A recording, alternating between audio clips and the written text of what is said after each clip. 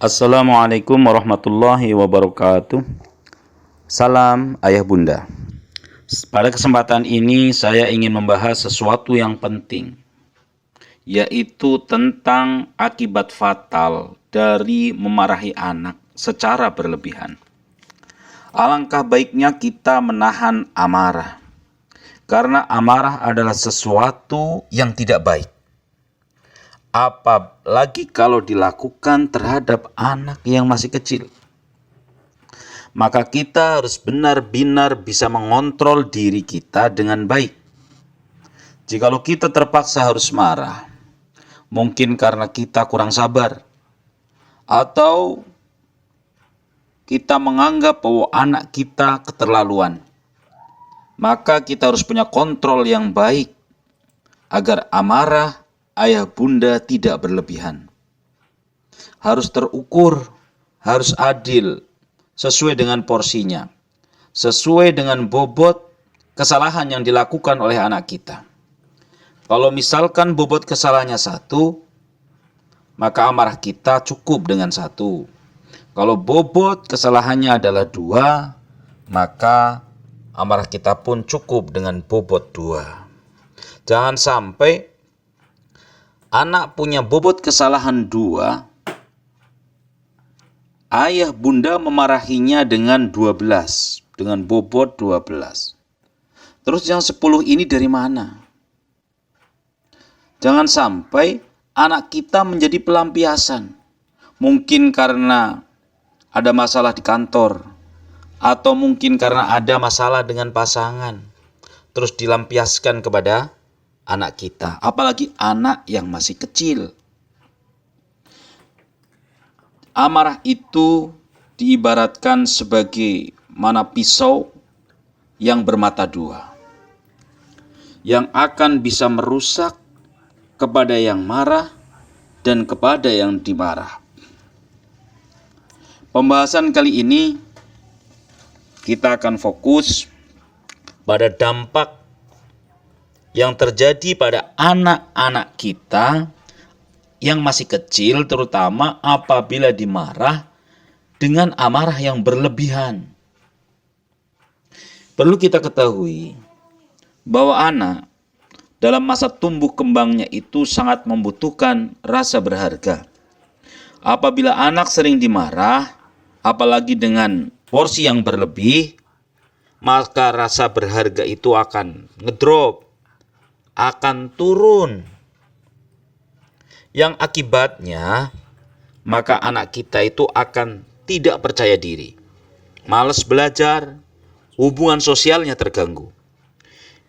Ini sangat perlu diperhatikan. Kalau tidak disembuhin, bisa fatal. Anak bisa kecewa kepada orang tua, kecewa pada diri sendiri, bahkan bisa kecewa sama Tuhan.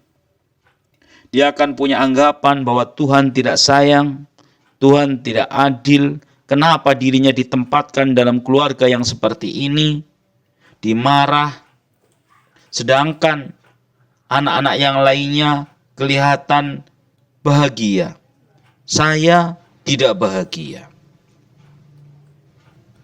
Karena anak belum bisa bijaksana di saat-saat dia itu masih kecil.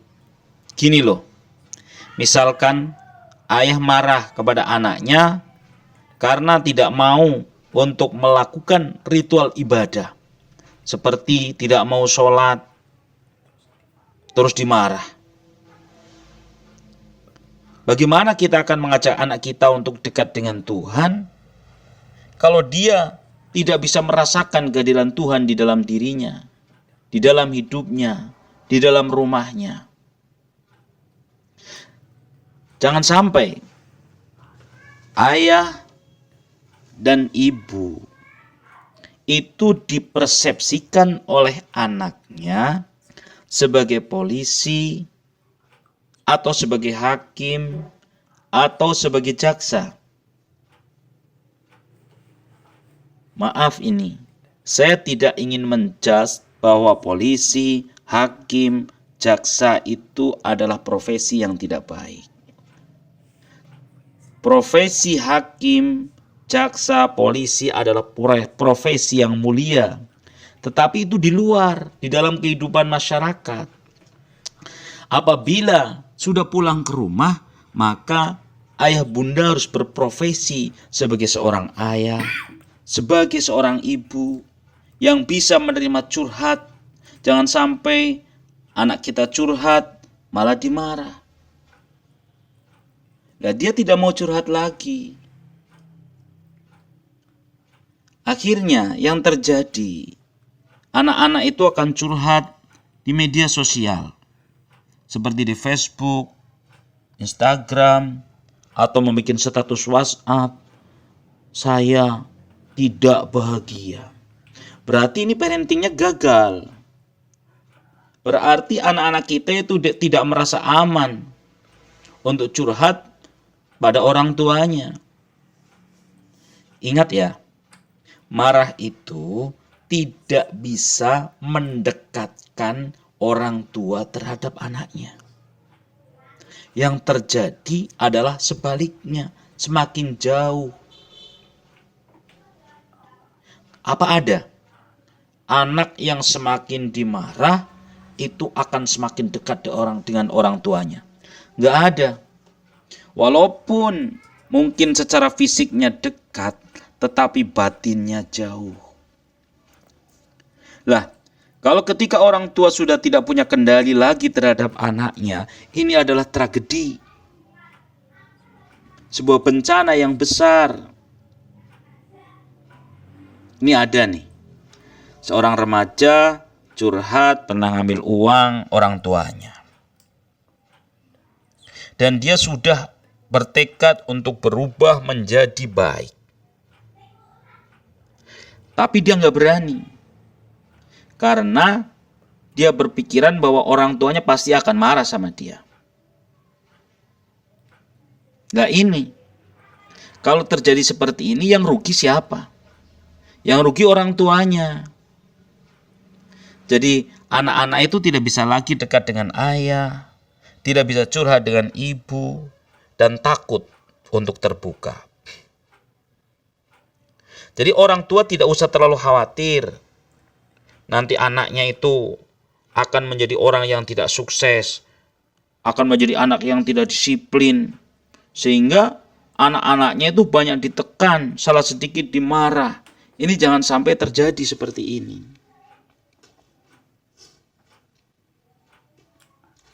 Ada nih seorang tua yang merasa bahwa setelah anaknya besar, kenapa anaknya itu menjadi cuek terhadap dirinya?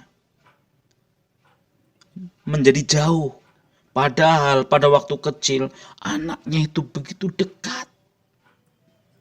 Sering memeluknya, sering menciumnya. Lah setelah dewasa, kenapa tidak ada komunikasi yang baik? Tidak ada kedekatan. Ini terjadi kadang-kadang karena trauma di waktu kecil.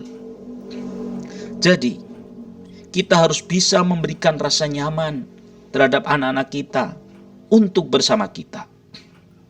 Kalau sering dimarah, dibentak, maka anak-anak kita akan tumbuh dengan kacamata hitam yang gelap. Ada rasa takut, ada trauma yang banyak. Lah ini harus kita hindari. Karena ini akan berakibat jangka panjang terhadap hubungan dia dengan keluarganya, terutama dengan orang tuanya. Misalkan sudah sampai pada jenjang pernikahan, terjadi pertengkaran, terjadi cekcok sampai mau cerai. Ini setelah didalami biasanya terjadi karena ada trauma-trauma di saat-saat dia masih kecil.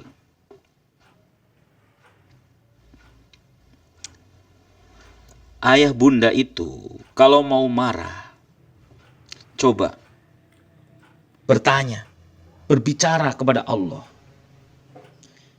Allah, aku waktu dia lahir aku begitu sangat suka, begitu sangat bahagia, begitu sangat sayang terhadap anak saya.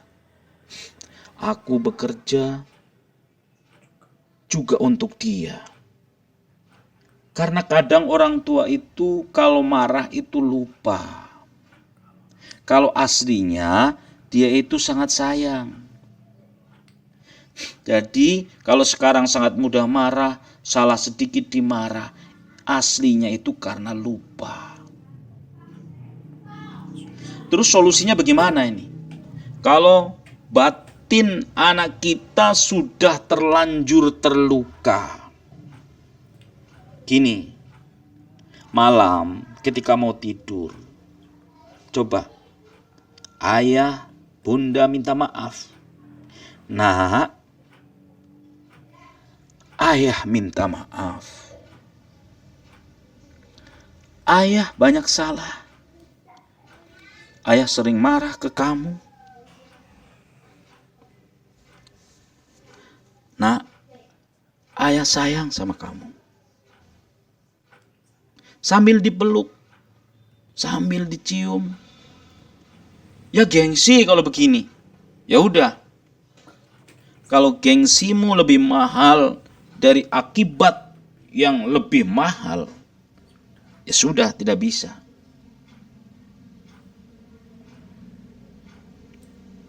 Kalau saya sendiri, saya sering minta maaf kepada anak-anak saya, terutama yang masih kecil.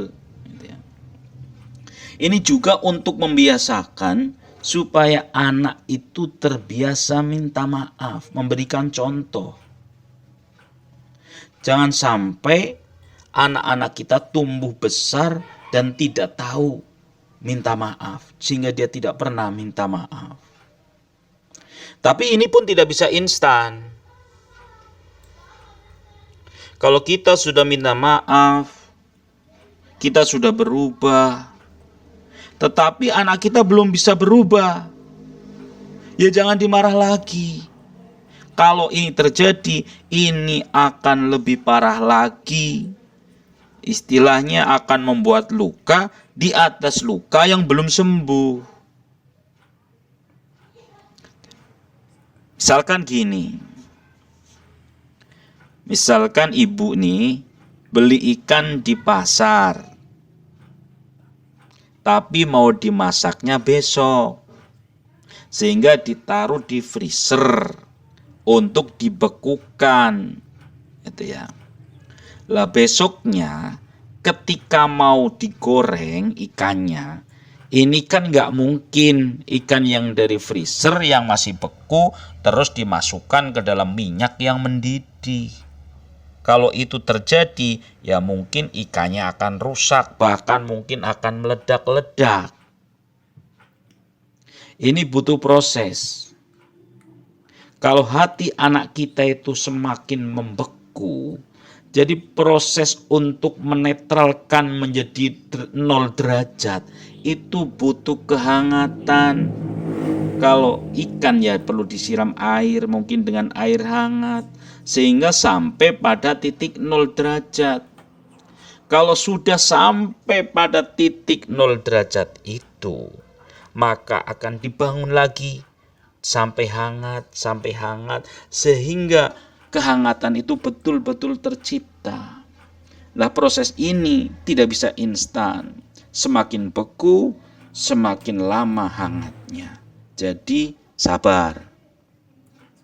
Sekian saja. Semoga anak kita bisa tumbuh menjadi anak yang hebat, anak yang bahagia, anak yang sukses, anak yang berbakti kepada orang tua, anak yang rajin ibadah. Dan dia akan kembali kepadamu menjadi anak ayah, menjadi anak bunda. Dan dia berkata, "Papa, Mama, saya minta maaf. Terima kasih untuk semuanya yang sudah diberikan selama ini. Ternyata Papa, Mama sangat sayang kepada saya. Maaf, saya sering membangkang, sering nakal, sambil memeluk kita. Kalau itu terjadi, surga terasa hadir dalam kehidupan kita. Walaupun hakikatnya surga itu belum datang, kita belum sampai ke surga.